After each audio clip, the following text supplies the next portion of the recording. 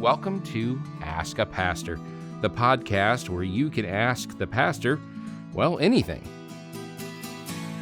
In this episode, Pastor Chip Stevens is joined by one of the ministry team at First Baptist Jackson to answer your questions. Now, let's join Chip and his guests in the studio.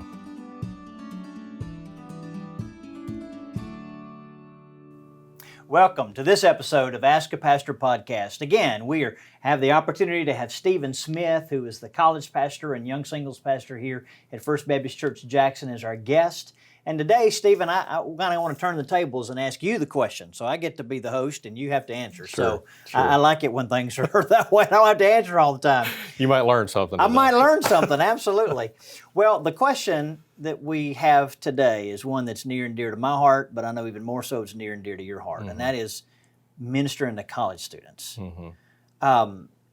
We are blessed here at First Baptist Jackson to have several different colleges around us, Right. and the opportunity to invest in young men and young women who are at a stage in life where they're learning, and they're interested in learning, they're asking questions. Right. But college students are different than youth, and they're different than married couples or older adults. And so talk to us a little bit, first of all, about your philosophy of college ministry. I mean, I know you've been doing it 25 years here at First Baptist Jackson. So talk to us about your approach to college ministry. Sure. I'd love to. Yeah. You know, Chip, the reason I think that this church, more than any church I've ever heard of or been connected to, is in one of the most unique positions of any church I've ever seen. And the fact that we are centrally located and within a 25-mile radius of us are over 30,000 college students. And so when you think about the opportunity for us as a church, but also just college ministry, period, I mean, we have access to what I think is one of the most significant mission fields that any church could ever have in its own backyard. Because not only do we have thousands and thousands of students who don't know Jesus, but we have students who are from other countries as well, you know, who it's like the world coming to us. And so we as a church do have a unique opportunity. But the tough thing is we're dealing with a group of people that are incredibly difficult to reach. And it's not just as simple as throwing a flyer in somebody's face and saying, hey, come visit me here. Come eat pizza. Yeah, or come. That's right. You know, that works on certain levels, but when you think about the magnitude of what we face, it's really difficult. But the thing that I've been so blessed by in all of the years here is the commitment of this church family to be about the mission to college students and young adults. And yeah, we're in a place that is very difficult when you think about being downtown just in trying to reach, period, but also just the philosophy and the heart for mission among our people has been something that has been so encouraging through the years to see that people, wherever they go, whatever they do, they still have this mindset of, you know, here's a group of people that we can reach, and they're committed to do that. And so, you know, as we think about ministry to college students, there's so many things that go into that, but it also really comes down to our commitment to disciple and to evangelize as best we can, you know, and you know, so often you have college students that visit your church who most of them already know the Lord. I mean, there are a few that don't, but the ones who come in the door, our task is to make disciple makers out of them. Right. And to use the resources that we have here in our church of the adults that mentor and have walked lives of faith for years that can invest in these students and these young adults that come in to help them see the need to go and make disciples on their campuses. And that's where really the evangelism takes place. And so our commitment for all these years has been, we want to do what we can to reach and even attract students to come here, but we want them to come here with a purpose in mind, a greater vision in mind, and that is to disciple them to the point that they can be the evangelists on their campus to reach their peers. And so that's kind of our base philosophy. Yeah. Very simply. I mean, there's a lot of different ways to do that. And then COVID has made it, even Oh, crazier.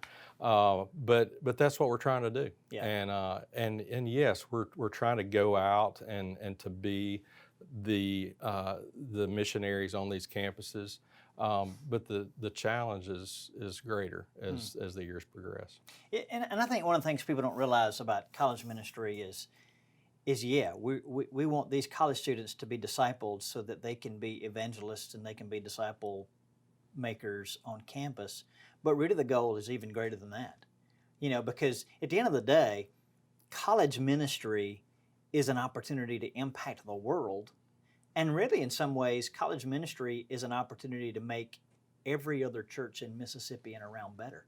For sure. Because the students who come here are going to graduate and they're going to move to different places and they're going to be Sunday school teachers, they're going to be deacons, they're going to be on search committees or other committees for their churches. Right. And if they are able in the 4 to 5 or 6 years, however long it is that they're here, if they're able to see church done well, then it's going to impact what they bring to the churches that God sends them to in the future. Exactly. And we've got to be okay with that. You know, the fact that so often when a church invests in something, when you put money in a budget towards something, you obviously naturally ask the question, well, what does this do for us? Yeah, the return on investment. And there is a return in that. Absolutely. We do see college students come here that end up staying in Jackson that become the future leaders of our church. We have students that grow up in First Jackson that go away to college who may come back and be strategic leaders in this church. But yet we still have to be okay with the fact that the majority of students that come through these doors, once they graduate from college, we may never see again. But yet if they are people who are leading those churches, if we send them out and they move anywhere on the planet and are making a difference for Christ, then we have done our duty as a church. We have been about the real mission of God, and that is, to not try to manage our own territory or build our own kingdom, but to be sending agents for the gospel. Absolutely. And it's tough. I mean, because we invest in those. I mean, we give our lives. The leaders I've got in ministry, I mean, for 4 years you invest, and even beyond that. And it's just a constant turnover of seeing them come in, loving on them, but then seeing them go. And it's tough, but yet you kind of have to keep that eternal vision through the process. Well, it is, from a church perspective, it is investment. And that's the way we should look at it. And, and listen, I mean, anytime God places a church together, assembles a church together, a church has to look around and say, okay, what is God doing here? And the fact that God has positioned us here where we do have the opportunity to have a reach to 30,000 or more students, that's kind of a no-brainer, right? I mean, that God has placed us here because He wants us to invest in college students. I know when I was pastor at First Baptist Starkville, I used to tell folks all the time, you never know, right? I mean, you think about the college student who's sitting up in the balcony and his arms around his girlfriend, and he looks like he's paying no attention whatsoever. Right.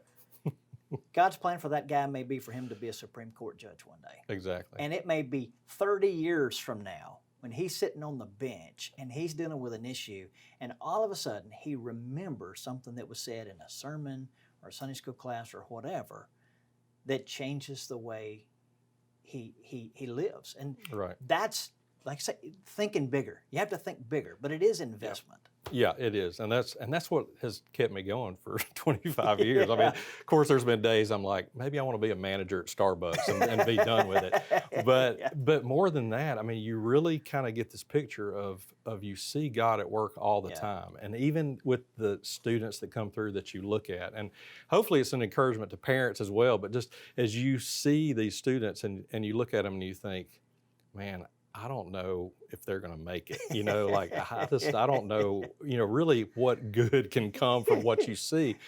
But then years down the road, I mean, you see guys becoming spiritual leaders of their family, and you see lives changed even after the fact. And that's what's so amazing. I've seen more life change, in people who have graduated and gone on. And we find comfort and joy in the fact that, hey, even though we didn't think what we said mattered, and even though we didn't think our love mattered, and even though we didn't think that, free pizza mattered, you look down the road and you see life change. And not that it's us that did it, and not that it's just the seeds we planted, but yet you see that no matter what, God is always at work. and he's moving and he's changing lives, and we get to be a part of that. Sometimes right here in front of our face, but then the stories we hear on down the road. Case in point, COVID kind of gave me a chance to be able to get to know our mission partners around the world, and I can't tell you how many times I would Zoom call with a mission partner, and they would say, "Well, Stephen Smith really meant a lot to me. When I was in college ministry, Stephen Smith and that college ministry really, helped change the trajectory of my life." And so we're able to see some of the fruit of that, even in the people that we partner with.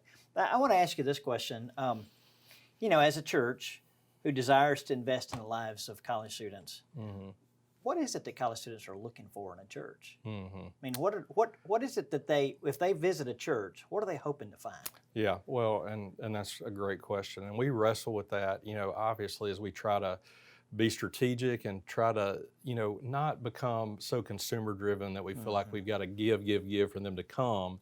Right. But yet there's that fine balance of, there are multitudes of churches in Jackson that are trying to reach college students, and many who are doing a great job. Yeah. And it's great to see that heartbeat of local churches wanting to touch and connect on that field. But for any church, a college student ultimately is looking to find community, people they can trust. And I think so many people are.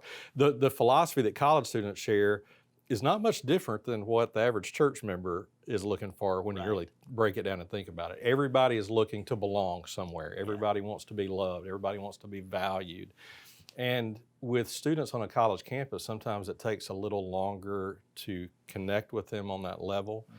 But yet, if a church is committed to Christ-centered community, and we're really committed to do life with people, and that's the thing that I don't think we can miss, that, college students want community, they want people to love them, young adults want people to love them, but yet it's more than just saying I love you and speaking to them on a Sunday morning when they come in the door, or even feeding them a meal from time to time. No, it's going to take people who are willing to walk through life with them. Yeah. Whether you're a Sunday school leader, whether you're just wanting to be a mentor with someone younger, it takes commitment, and that commitment is not always easy.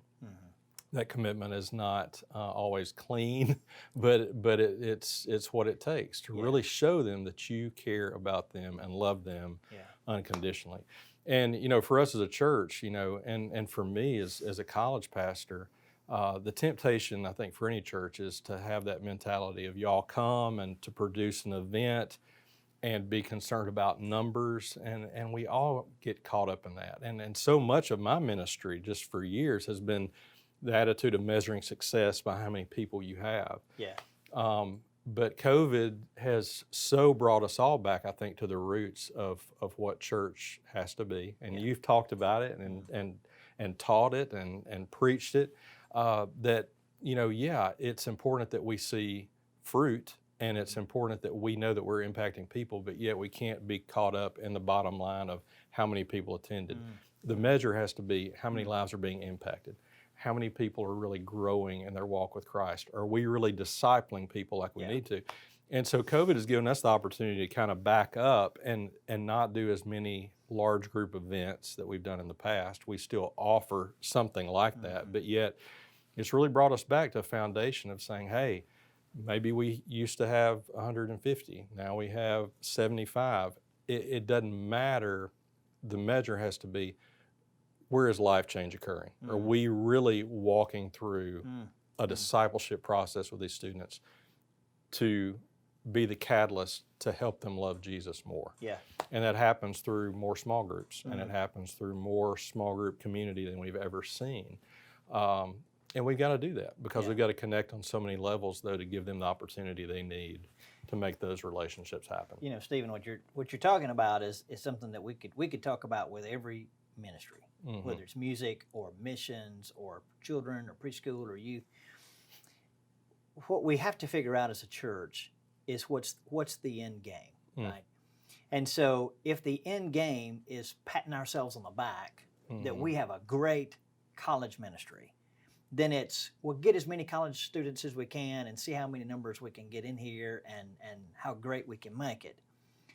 But if our goal is to invest in students who are going to go all around the world and make a difference, and to make every church in Mississippi and the surrounding regions better, then the measuring stick then is, as you said, how well are they being discipled?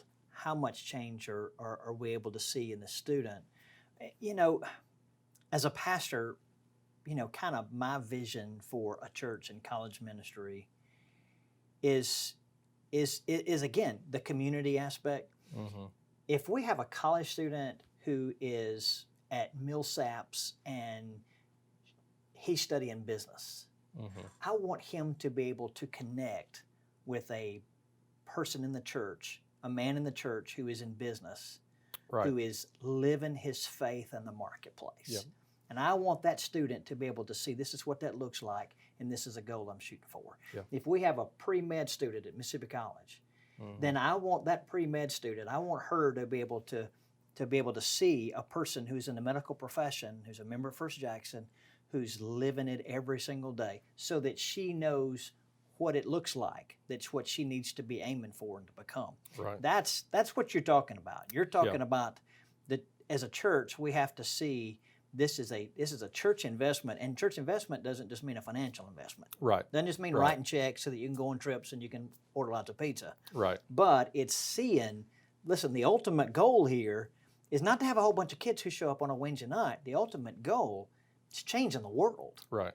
through the college students that God brings our way and gives us the incredible opportunity to invest God's word into them for the next 4 or 5 years Yes. before he sends them all over. It's kind of like, when you think about it, it's God's kind of given us the ability to be like the Jerusalem church, Yeah. right? Everybody comes to Yeah. Jerusalem, and then they're sent out all over the place. Yes. Yes. And our whole church has to be ready, and more than anything, just kind of realign our vision now that COVID is kind of transitioning, hopefully, to an end. But just my challenge to our people and my encouragement would be, you've done a great job. They've partnered with me and our ministry team for years, but I'm just saying, okay, we've got to get our eye back on the ball. I mean, they are here, and you look around our church on Sundays, Oh, man. young adults are here, Oh, man. Oh, and they're man. coming in, Yeah. but yet we've still got to kind of just reposition ourselves, and there's got to be, I think, this just fresh awareness to say, all right, you know, we can't lag in what God has called us to do. Yeah.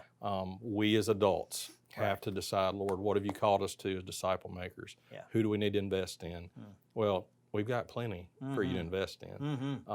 We'll point them your direction, but Yeah. we just got to know the folks who are willing to do that. And the other unique thing about us is we have a law school down the street. We have a Right. medical school down the street. I Oh, mean, yeah. it's even an extension to college. Yeah, it's Ministry, yeah, endless. It's absolutely. endless. I just want to ask you one final question, just a curiosity standpoint. You've been here 25 years doing college ministry. hmm How has college ministry changed in that 25 years? Well, I think you come back to the whole issue you see just of younger generations that are coming along, where the difficulty in reaching them is due to a lot of things. I mean, technology, you know, and all these things that we see affecting just the younger generations that make it difficult to connect with them on any level is something we as a church face. And you know, now with COVID, there's a lot more isolation.